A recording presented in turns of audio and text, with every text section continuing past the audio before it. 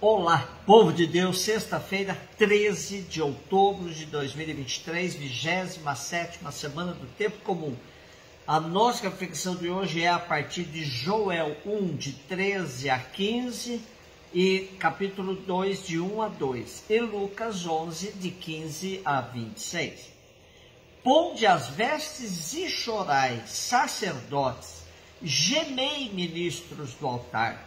Entrai no templo, deitai-vos em sacos, ministros de Deus. A casa de vosso Deus está vazia de oblações e libações. Prescrevei o jejum sagrado, convocai a assembleia, congregai os anciãos e toda a gente do povo na casa do Senhor vosso Deus, e clamai ao Senhor.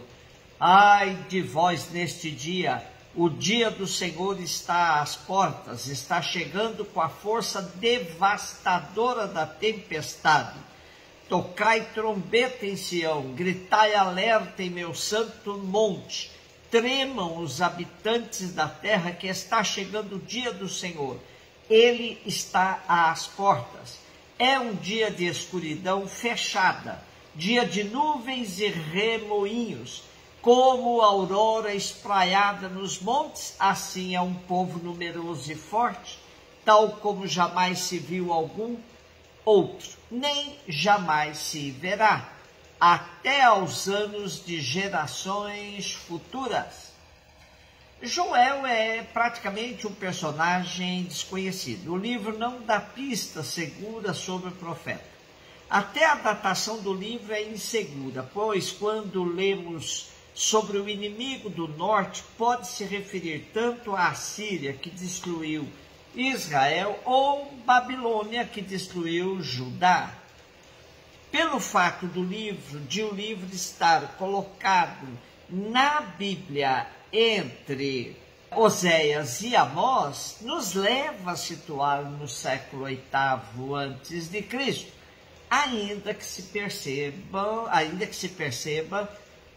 acréscimos bem tardios. Pode-se dividir o livro em duas partes. Na primeira, que compreende os 2 primeiros capítulos, temos a narrativa de uma terrível invasão de gafanhotos que devasta a plantação do país. Na segunda parte, os capítulos 3 e 4 descrevem o julgamento de Deus sobre as nações e a vitória final. Nosso texto de hoje localiza-se na primeira parte, onde emerge um profeta de linha sacerdotal, um homem fiel ao serviço da casa de Deus, que exorta o povo à oração e à penitência. A invasão de gafanhotos devastou o país, semeando destruição e morte. Os agricultores que perderam os frutos do seu trabalho andam acabrunhados. Mas o mesmo se passa com os sacerdotes, porque da casa do vosso Deus desapareceram as ofertas e libações. Vive-se um luto nacional.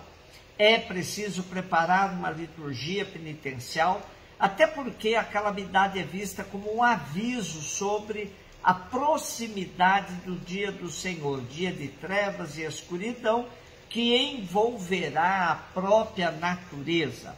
A nuvem de gafanhotos que encobria o sol prefigurava esse dia espantoso, como nunca houve semelhante desde o princípio, nem depois haverá outro no decorrer dos séculos.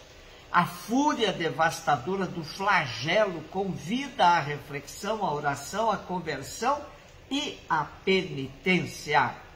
Joel soube aproveitar um fenômeno frequente na antiga Palestina para exercer o seu ministério. Hoje somos desafiados a saber ler os sinais dos tempos, não de maneira fundamentalista, como se todos fossem recados de Deus, mas como indicativos de situações conjunturais que podem jogar luz para nossas ações, nossas atitudes.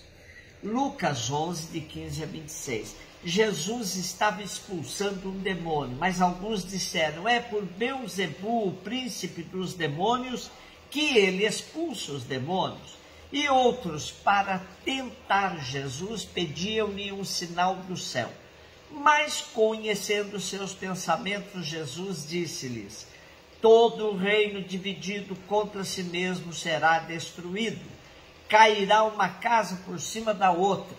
Ora, se até Satanás está dividido contra si mesmo, como poderá sobreviver o seu reino? Vós dizeis que é por Beelzebu que eu expulso os demônios. Se é por meio de Beelzebu que eu expulso demônios, vossos filhos os expulsam por meio de quem? Por isso, eles mesmos serão vossos juízes. Mas se é pelo dedo de Deus que eu expulso os demônios, então chegou para vós o reino de Deus. Quando um homem forte, bem armado, guarda a própria casa, seus bens estão seguros. Mas quando chega um homem mais forte do que ele, vence-o, arranca-lhe a armadura na qual ele confiava e reparte o que roubou. Quem não está comigo está contra mim, e quem não recolhe comigo dispersa.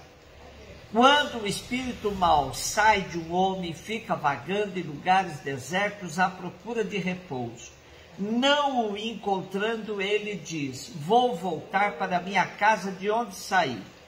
Quando ele chega, encontra a casa varrida e arrumada. Então ele vai e traz consigo outros 7 espíritos piores do que ele, e entrando, instalam-se aí. No fim, esse homem fica em pior condição do que antes. Como nos diz Shekel, um exorcismo público realizado por Jesus serve para introduzir em contraste a admiração popular e as reservas de alguns em 2 pontos: a origem do poder de Jesus e a necessidade de um sinal particular. A mudez é atribuída à possessão demoníaca que impede a comunicação. Havia também quem queria desacreditar Jesus ou justificar sua rejeição, atribuindo o êxito do exorcismo a um pacto com o chefe dos demônios. Em todo caso, só o exorcismo não era suficiente para justificar a messianidade de Jesus. Os inimigos insinuam que o prodígio foi operado pelo poder do próprio chefe dos demônios. Jesus responde com um argumento de congruência e outro de semelhança. Os demônios lutam contra outros, não entre si. Se dizem que Jesus é agente de Beelzebu, têm de dizer o mesmo dos filhos deles, e estes se voltarão para condená-los. A consequência é que, na ação de Deus, se mostra o dedo de Deus.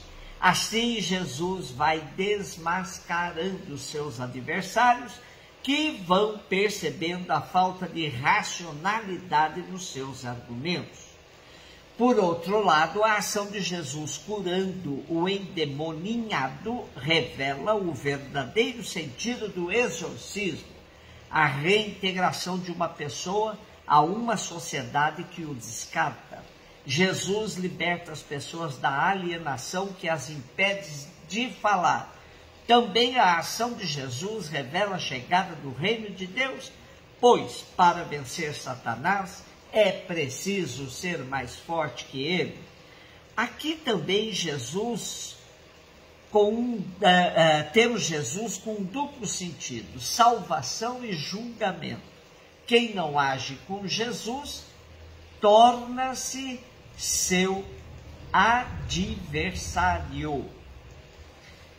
Temos ainda a parábola do homem forte e do mais forte, que evidencia a vitória de Cristo sobre Satanás. Em relação a Jesus, não há espaço para neutralidade. Ou se está com ele e se recolhe para a vida que dura, ou se está contra ele e se perde todo o verdadeiro bem. Note-se também o apelo à vigilância. Satanás não descansa, nem se dá por vencido. Onde vê a casa varrida e arrumada, isto é, a pessoa decidida a seguir a Cristo, ele lança um ataque totalitário. Por quê? Por inveja, anseia pela ruína da humanidade. Um beijo no seu coração.